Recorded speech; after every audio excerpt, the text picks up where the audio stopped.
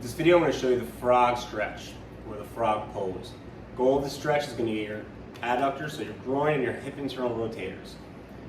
You're probably going to feel it in your groin at first when you first start doing it, but eventually you'll feel more twisting in the hip internal rotators, which is like a deep stretch up and in front of the hip. So the way we start this is we get your knees nice and far apart. Your knees are going to be at like a 90-degree angle. So boom, boom. You're not in like this. You're out. You can get on your elbows. And you're going to rock back into it. So a lot of people, they're pretty dang tight here. So you might not be able to go as far. And you might need to start up here, like pretty far up. But you're going to rock back into it as deep as you can. Eventually you want to get real deep. You want to try and keep that anterior pelvic tilt, so almost think about like arching your back a bit. And because that's not going to be as strong of a stretch. Boom. You're going to rock back into it.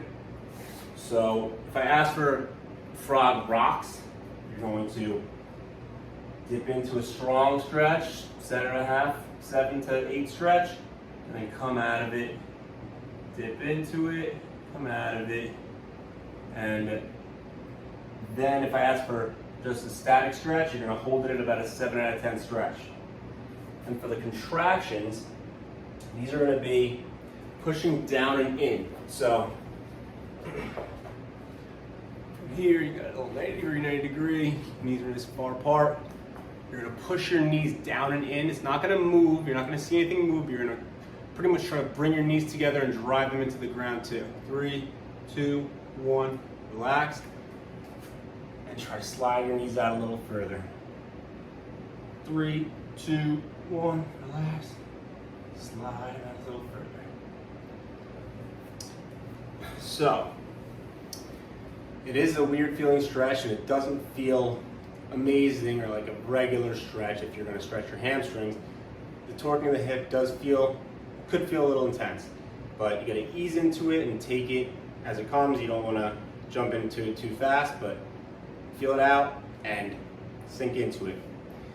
So something that you can consider, some people feel jamming on the side of the hips. They don't even feel a stretch. A lot of people feel a groin stretch at first. Eventually they start feeling that internal rotation of the hip, but they can feel a jamming on the side of the hip, like they're not really getting a stretch in the intended area. In that case, there's 2 things you can do.